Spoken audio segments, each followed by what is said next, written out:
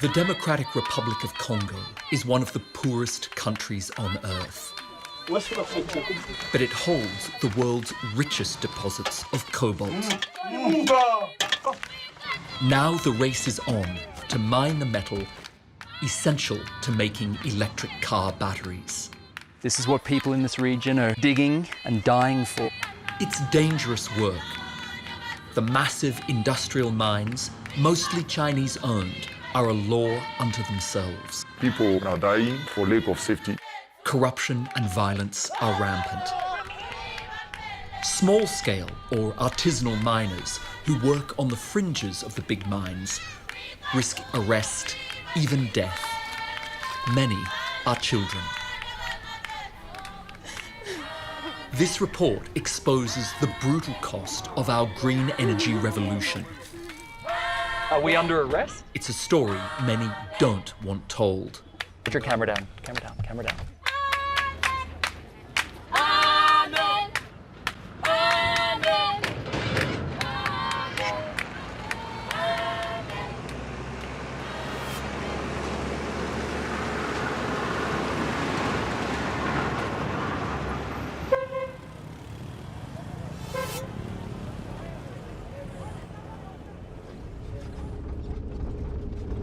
70% of the world's cobalt comes from the Congo.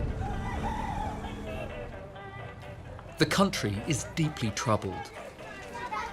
Decades of conflict have destroyed its economy and its health and education systems. Millions live on less than $2 a day.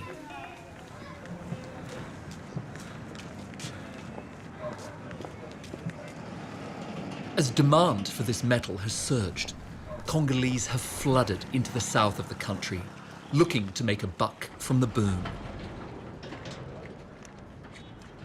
Some have been lucky to find jobs in the big mines. Most, like Mama Natalie and her sons John and King, scratch out a living digging for cobalt in the waste that the industrial mines discard.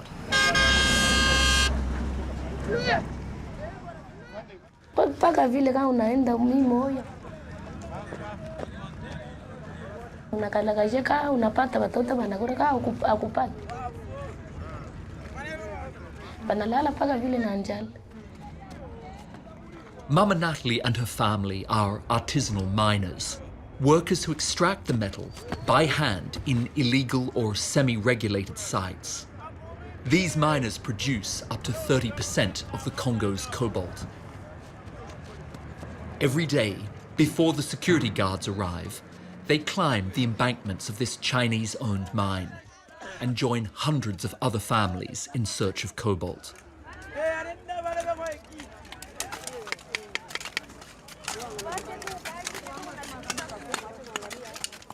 Kaya tunapata bulongo wa kusampisha, ndio nabo wanaanza kuitusakia bulongo na kulokota tule twenye tumamatieri.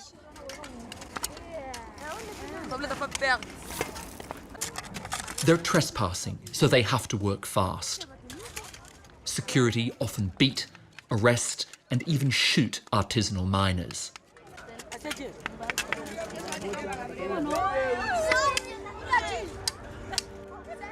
Ile haina maisha ya mzuri kwa watoto. Ni kupusa kai. Almost as soon as they begin, it's time to leave. The mine's security teams are on their way.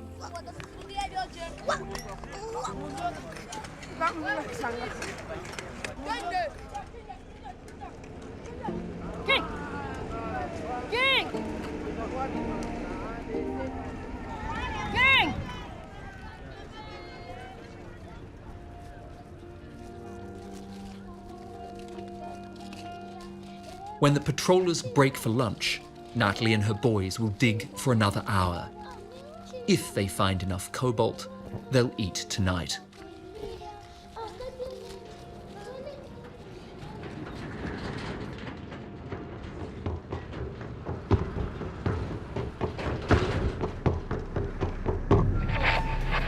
Joyeux anniversaire. In Congo, artisanal mining can be a deadly business. I've just received on my phone a really disturbing video. It shows a mine that has just collapsed and it buried alive 6, 7, 8 miners.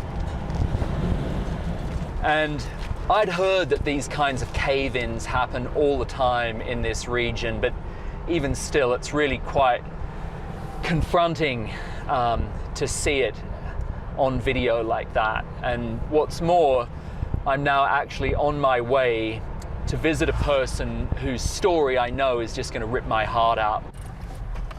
I'm on my way to meet a mother who lost her 13-year-old son in a similar accident. Jambo, habari. Nzuri sana, salama. We're looking for Mama Nicole. Do you know Mama Nicole? Yes. Can you show us? Would you mind showing us? Could you show us? Yeah? Yes, I can show you. Ah, Mama Nicole. Jambo. Jambo, habari. Nzuri sana. Michael. This is Karine.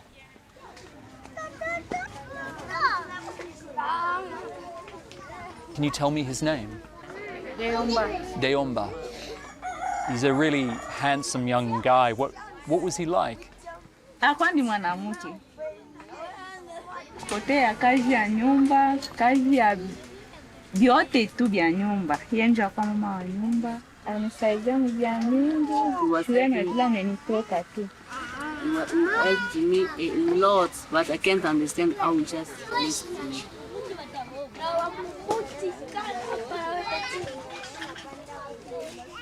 Diomba was Mama Nicole's firstborn. Niko munisa deja banitosha munisa. Banyosha sasa mtoto afanye vile maana. Pana sasa pana shenda ke mkariera, mimi narudia tena.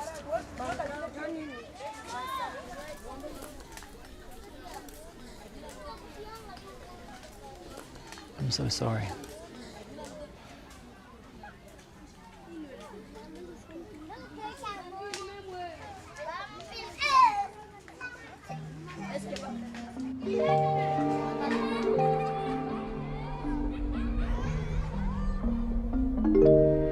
Mama Nicole and her family live right on the edge of the giant Chinese-owned Congo Dongfang International Mining Concession, also known as CDM. Deomba collected cobalt in the waste on the edge of the mine. When the mine embankment collapsed, he and his friend were buried alive.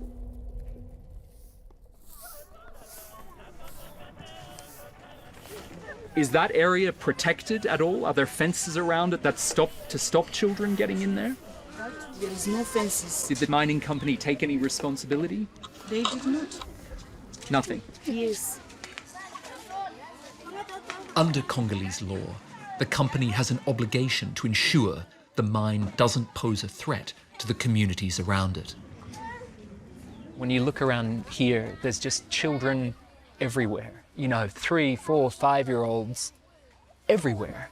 And this mine is 750 meters away, and there are no fences protecting this community full of children from what is obviously a very dangerous mining area. The body of Deomba was dug up and brought home for a proper burial. His family haven't yet been able to afford a cross, and his grave remains unmarked.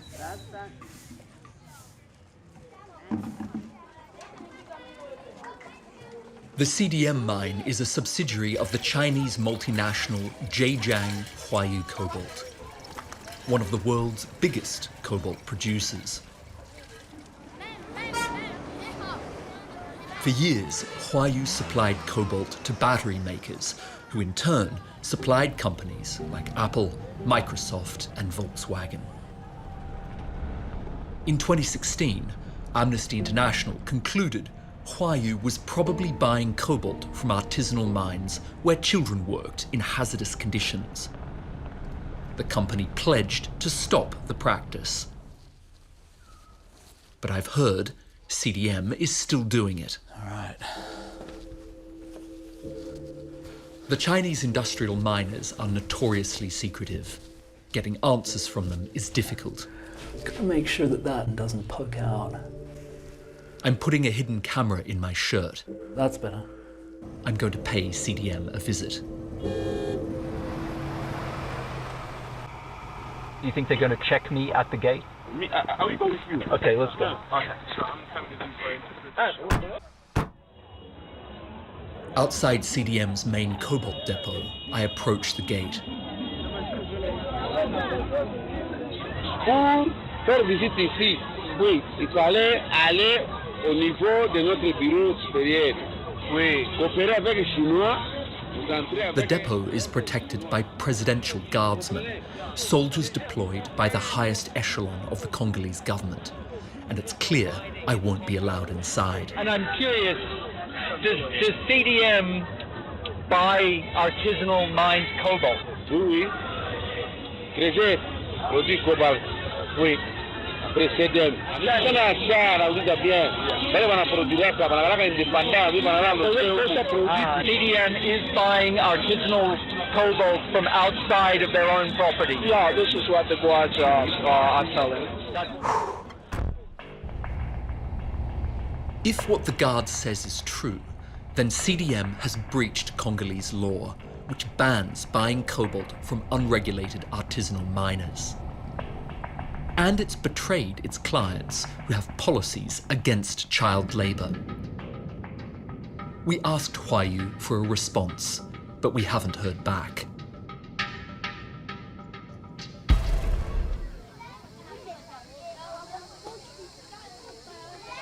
Huayu has also pledged to improve the lives of the people who live around its mines. But in Mama Nicole's village, there's little evidence of that. She and her family can barely afford the cross for her son's grave. Mama. Yeah? En route to the cemetery, we're stopped. The chief is coming. Behind me over there, where that crowd is gathered, is the chief of this district, and he is trying to extort a bribe to allow Mama Nicole to go and place a cross on the grave of her son. We pay the bribe. Only then are we allowed to continue.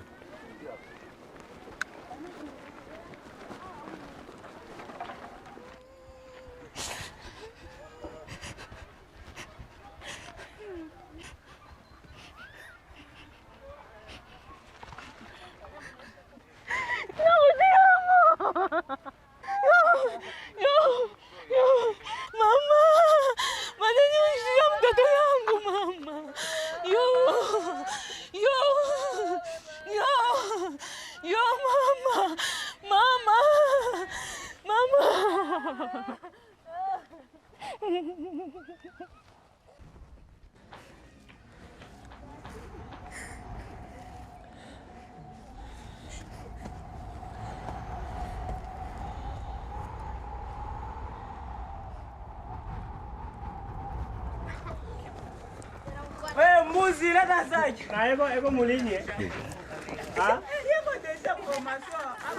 500 meters from where Mama Nicole's son is buried, we find this mine, teeming with children. It's Congolese owned. Government attempts to stop children working in the mines have been made to appease big battery buyers like Microsoft, Apple, and Tesla. But they're not having much impact here. Most of the boys here are between 12 and 16 years old.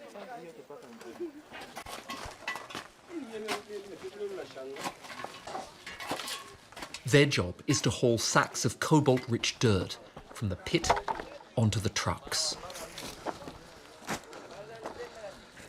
It takes 1,200 sacks of cobalt to fill that truck, and this crew of boys fill that truck twice a day. A crew of even younger boys, 5- and 6-year-olds, collect the sacks and return them to the pit.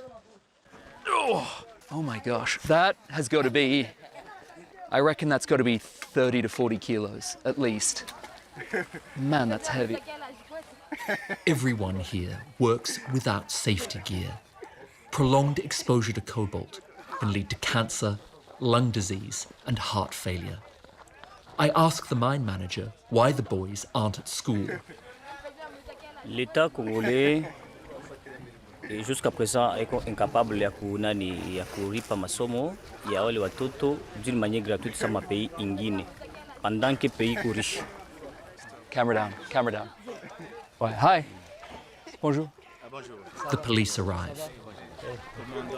The police chief pulls our local producer aside for a quick chat. So we have to pay him 20. Yeah. 20 bucks? Later. Later. Now. Okay. But he's a cop, right? He's a policeman. Yeah, of course. He's a commissioner. He's the police commissioner? Yeah, of course. The mine's police representative in this area. And that's the sad truth of it. Despite the government ban on children working in the mines, there's little enforcement on the ground. Careful, careful. The police commissioner offers to show me a different type of artisanal mining. We enter an area riddled with hand-dug tunnel mines. Tunnel mining is the most dangerous method of cobalt extraction. Bonjour. Jambo. A team of miners agree to take our cameras down. First, they descend a 6-meter shaft, barefoot. There are no structural supports down here, nothing to keep the roof from collapsing. The men film rich nuggets of copper and cobalt, but they can't extract them without risking a cave-in. They enter a long horizontal tunnel.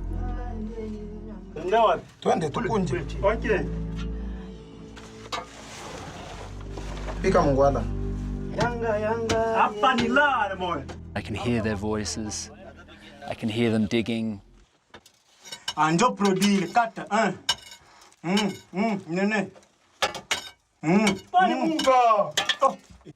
mean, if a tunnel like this collapsed, there would just be absolutely no way of getting them out. There's nothing around here for miles. Finally, 25 meters underground, the men dig again, unearthing more cobalt. After 20 minutes, they head up. There's not enough oxygen for them to stay longer.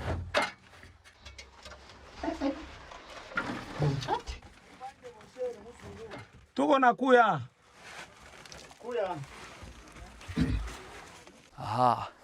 So this is cobalt. This is what people in this region are digging and dying for. I've never seen it up close like this before. You can see it's an iridescent green. Quite beautiful in its own way.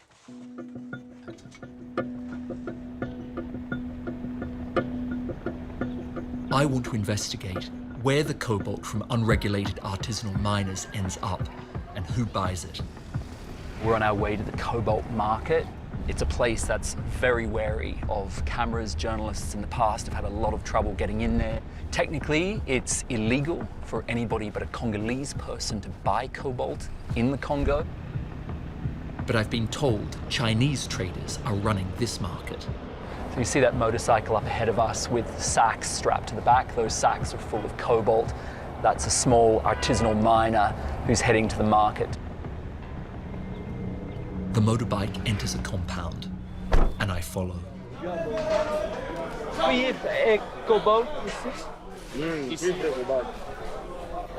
Inside are dozens of men weighing and stacking massive sacks of raw cobalt under the supervision of a Chinese buyer. Hi, what's your name? My name is Sun Dongjian. Sun Dongjian. Where are you from? Shanghai, Beijing? Beijing. Beijing. Okay. Tout cet cobalt acheté par les Chinois. Oui, oui. All of it goes to China. Congolese men are testing the purity of the cobalt, which is toxic. Chinese bosses watch from behind glass in an adjacent room. Ni hao.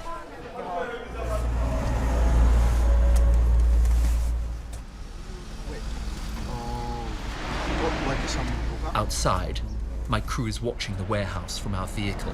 They have seen the camera, the guys have... Which camera? What do you mean? What did they see? On Michael, the hidden camera on Michael. Okay. The crew calls my phone to warn me. Let's get out of here. Let's go. Let's go quickly. Let's go.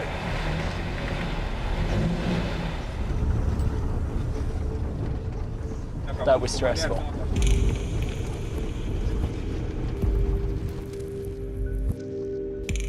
The warehouse I was just in isn't unique. Dozens of them line this road. This is where thousands of tons of cobalt, some mined by children, begin their journey into the global supply chain. While this cobalt won't be sold directly to companies like Apple and Tesla, it will be distributed on the international market. Further up the supply chain, it's likely it will be combined with so-called clean cobalt and used to make phones, laptops, and electric cars.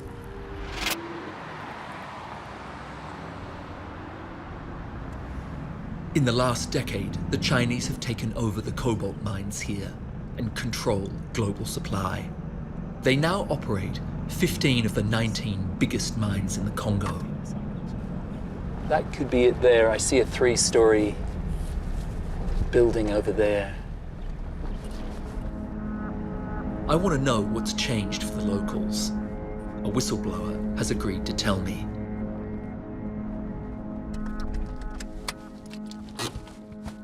Hi, thank you very much for meeting us, because you work, from what I understand, inside a big mine. Is that right? I think I'll keep quiet on the name of the company where I'm working, but I really work in a big mine owned by Chinese. What are the working conditions like? People even are dying for lack of safety. If a worker dies, they will go and bury the person, hiding the corpse. They'll bury somebody who was killed at the mine. They don't show to the government. I have to show you the treatment which we are facing. You see?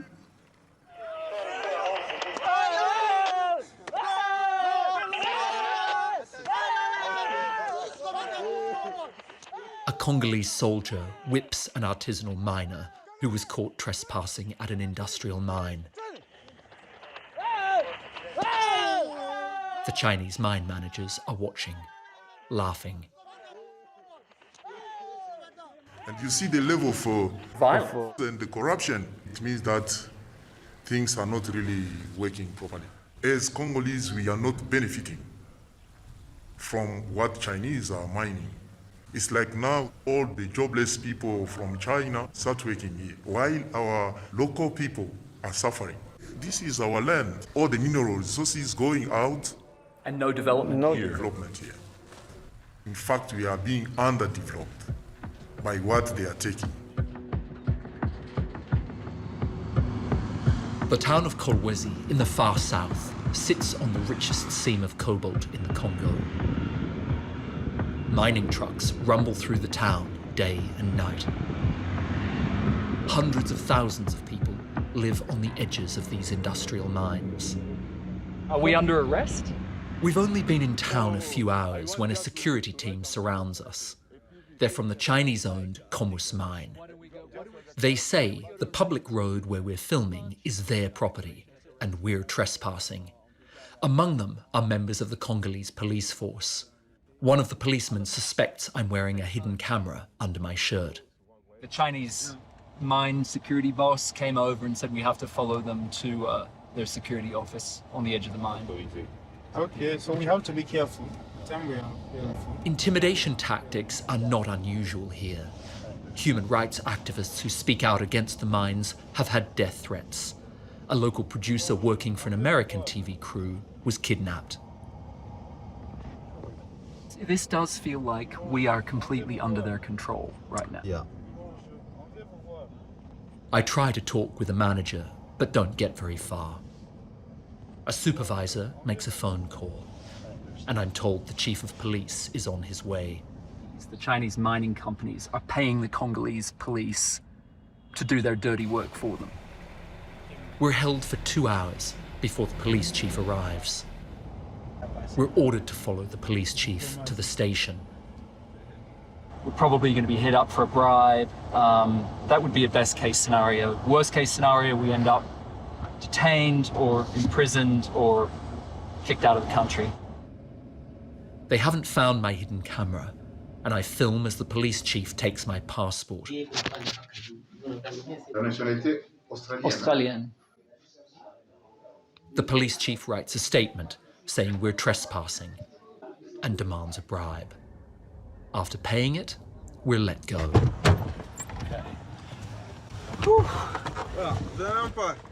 We're finally out of the police station, but do I feel safe? No. I'm not going to feel safe until we're out of this country, I think.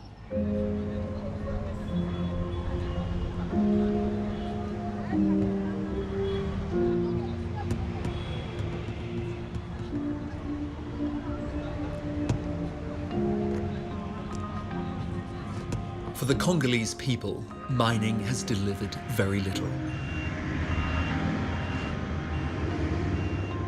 8 years into the cobalt boom, much of Kolwezi has no running water. Infant mortality rates are still high, and there are no functioning public schools. I'm looking at the whole situation, the reality of what we are living in now with the mining of cobalt and the sufferings of the people. If we don't do anything today, what will become of tomorrow?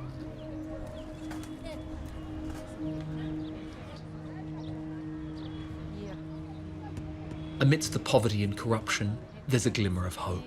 Sister Jane Wainoi and Sister Justicia Nikiza Pili belong to the Good Shepherd Order of Nuns. They've rescued more than 4,000 children from the mines and enrolled them in a school they built themselves. If the children are given education, if schools are spread all over and every child goes to school, then we are redeeming this country. I think this is the home we are going. Today, the nuns have come to see if they can help Mama Natalie and her boys, John and King. We met them earlier, scavenging for cobalt on the embankments of an industrial mine. Unaitwa jina nani? John. Hujaenda masomo leo? Karibu kwetu mama. Hapa ndio mnaishi? Je, tukae na wewe. Mama Natalie and her husband can't afford to send their sons to school. The cobalt the boys help find feeds the family.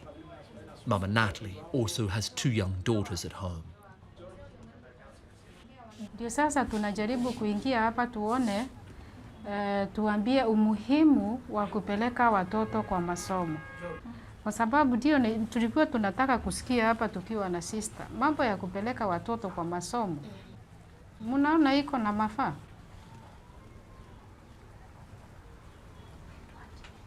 Mama Natalie, kama utaona ni kitu unaweza kuangalia.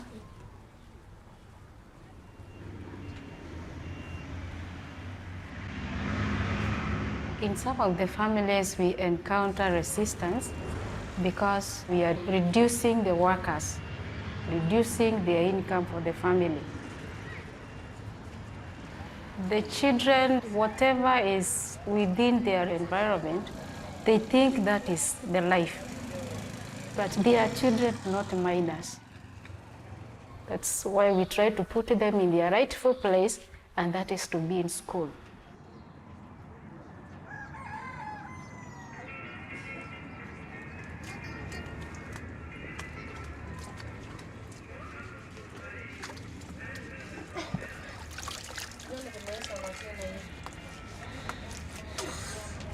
It's a new day for Mama Natalie's sons, and hopefully a new future for the family.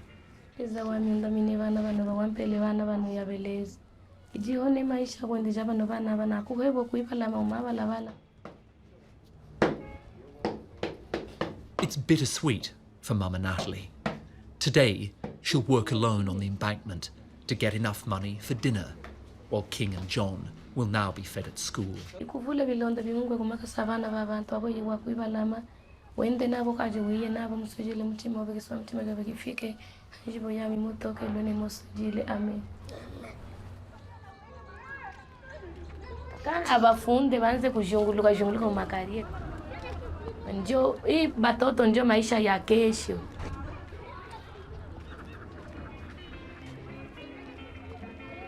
Mwende mzuri. Mwende ku masomo.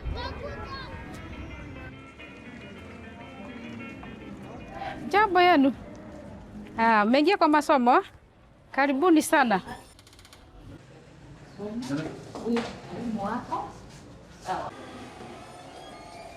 What's the best part of your job?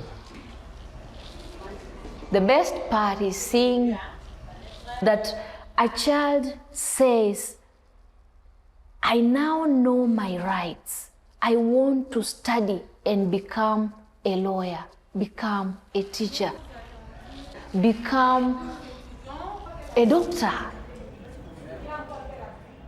In that I feel my heart is satisfied, that my purpose for life is being fulfilled. And that is joy. What else do I live for?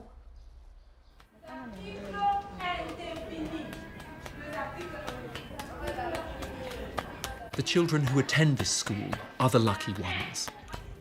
Look at all the hundreds and thousands of children that go to the mines, every foreigner stealing their lives. If nothing is done today, what will become of them?